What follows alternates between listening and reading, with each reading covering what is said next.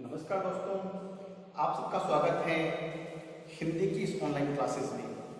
और साथियों, आज हम पढ़ने जा रहे हैं बीएड द्वितीय वर्ष और बीएड द्वितीय वर्ष के जो विषय हैं हिंदी का शिक्षण शास्त्र, हिंदी का शिक्षण शास्त्र।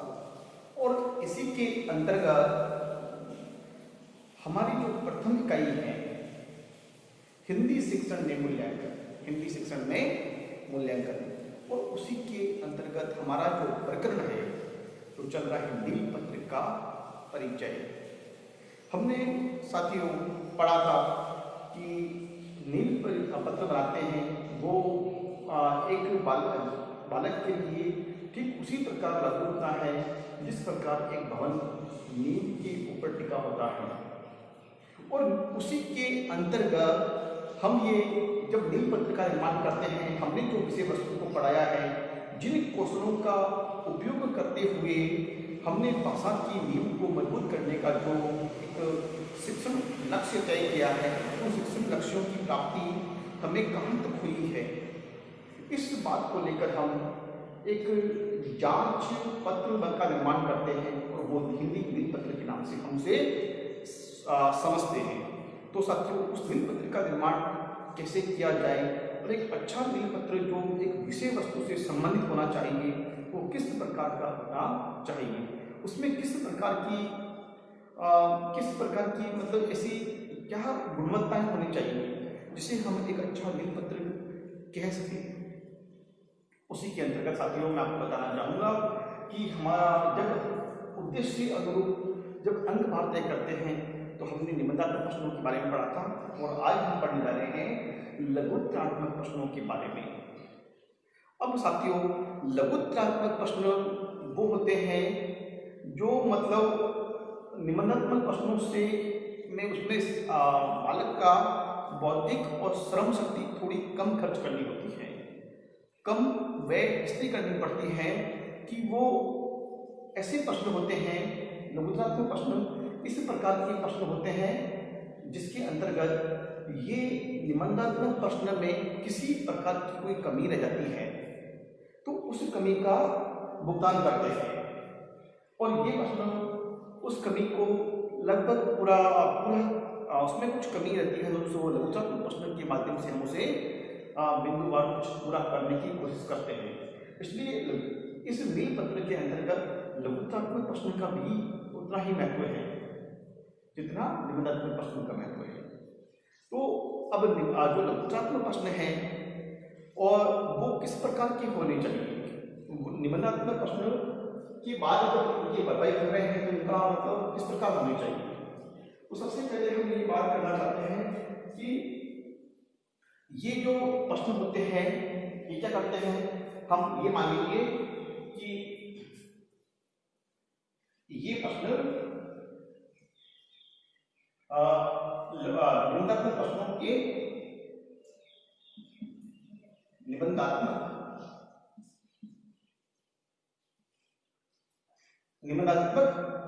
प्रश्नों के दोषों का निवारण करते हैं। निबंधात्मक प्रश्नों के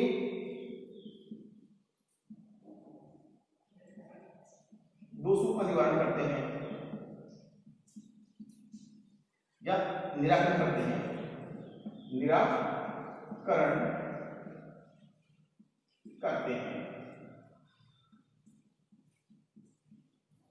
ये निबंधात्मक प्रश्न के दोषों का निराकरण करते हैं। अब वो कैसे करते हैं कि मान लीजिए आपने कोई बड़ा प्रश्न दिया है और मान लीजिए उदाहरण के तौर पर जैसे मैंने प्रश्न दिया है कि हिंदी में आप भक्ति काल की प्रवृत्तियों के बारे में चर्चा कीजिए, या फिर दिया कि भक्ति काल में निम्न बिंदुओं पर चर्चा कीजिए, जैसे भक्ति काल की प्रवृत्तियां, मुख्य प्रवृत्तियां, भक्ति काल का कालक्रम और भक्ति काल की आलोचनाओं के बारे में। तो आप लोग साथियों उसमें मतलब बिंदुवार उसका अध्ययन करते हुए मुझे निबंधात्मक प्रश्नों में इसका उत्तर देंगे। और इसमें मैं लघुत्तरात्मक प्रश्न में दूंगा कि भक्ति काल में सबसे, जैसे इसमें लघुधर प्रश्न उसका मतलब दे रहा हूँ, तो भक्ति काल की जो मतलब साहित्य को लेकर मैं चर्चा पूछ रहा हूँ या भक्ति काल के मुख्य उदाहरण के बारे में पूछ रहा हूँ, तो लगभग उसमें काफ़ी इम्पोर्टेंट्स बातें जो उसमें शामिल हो जाएगी, काफ़ी जो मतलब महत्वपूर्ण तथ्य हैं वो लघुधरात्मक प्रश्न में वो पूरे हो जाएंगे। तो इसी तरह साथियों ये प्रश्न निम्नात्मक प्रश्नों के दोषों का निराकरण करता है। इसी तरह साथियों जैसे ये पाठ्यक्रम को लेकर भी चलता है, इसमें पाठ्यक्रम भी महत्वपूर्ण होता है। और इस प्रश्न में क्या होता है, पाठ्यक्रम एवं उद्देश्य दोनों का समावेश होता है। इन प्रश्नों में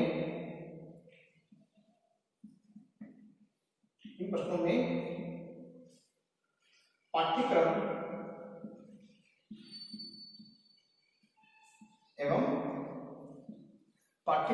एवं उद्देश्यों का, शिक्षण उद्देश्यों का एवं शिक्षण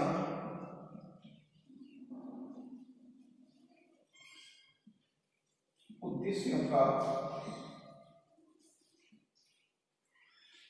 समावेश होता है।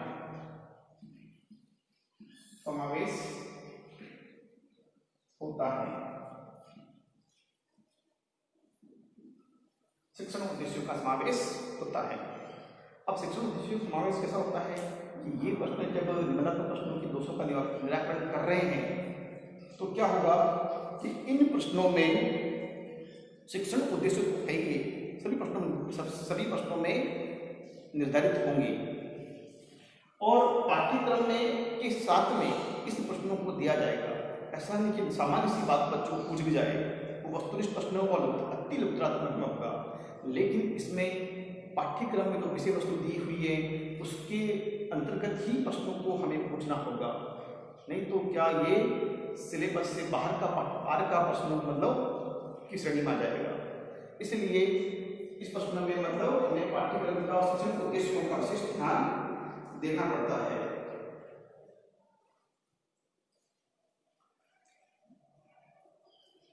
और ये जो प्रश्न होते हैं साथियों, मैं फिर से बताना चाहूंगा, ये प्रश्न होते हैं इसमें भी वस्तुनिष्ठता का ज्ञान रख सकते हैं। इन प्रश्नों का निर्माण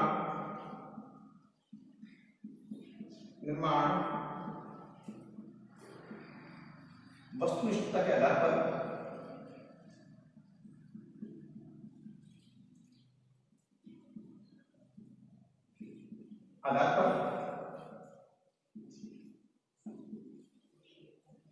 किया जाना चाहिए।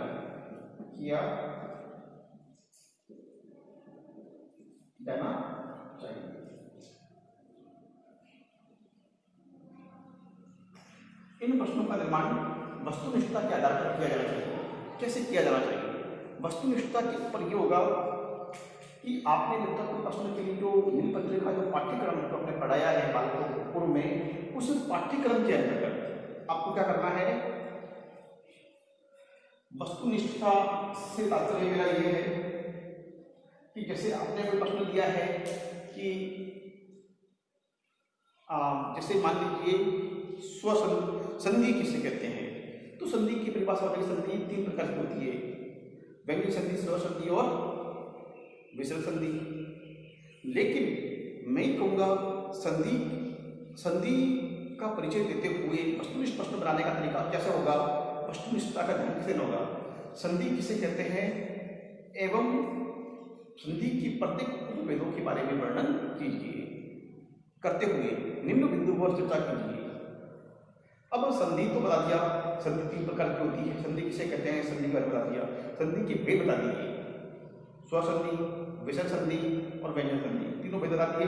अब तीनों भेदों के अंतर्गत निम्न बिंदुओं पर चर्चा कीजिए। स्वसंधि के भेदों का वर्णन विस्तार से कीजिए। स्वसंधि के 5 भेद हैं, स्वसंधि के 5 भेदों को क्रमबद्ध अध्ययन करेंगे, तो उसमें एक कह सकते हैं ना बिंदुओं का समावेश होगा, और बिंदुओं का समावेश करें ताकि वो पाठ्यक्रम के अंतर्गत भी रहे और एक सूक्ष्मता को लिए हुए हो, और सूक्ष्मता लिए होगा तभी तो वो विषय वस्तु की गहनता को समझ पाएगा बालक। और जब बालक विषय वस्तु की गहनता को समझेगा तभी हमारा नीलपत्र पढ़ाने अच्छा बन पाएगा। उसको हमारा जो हमने जो भाषा के रूप में उसको सिखाने की कोशिश की है, जिन कौशलों का उपयोग किया है, वो सफलता हमें हासिल होगी। इसी तरह साथियों में जो मतलब तो मुख्य बात तो साथियों जो थी उसमें ये बातें कुछ आ गई हैं और इन प्रश्नों के अंतर्गत हमें क्या करना चाहिए, बालकों की अभिव्यक्ति का ध्यान भी रखना चाहिए और इसके द्वारा बालकों की अभिव्यक्ति जांच की जाती है। इन प्रश्नों के माध्यम लिख देते हैं। इन प्रश्नों के माध्यम से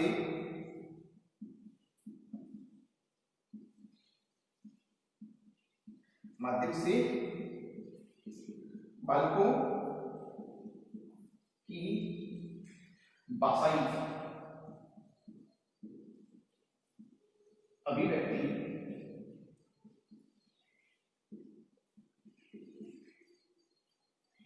बालकों की भाषाई अभिव्यक्ति की जांच की जाती है, जांच की जाती है।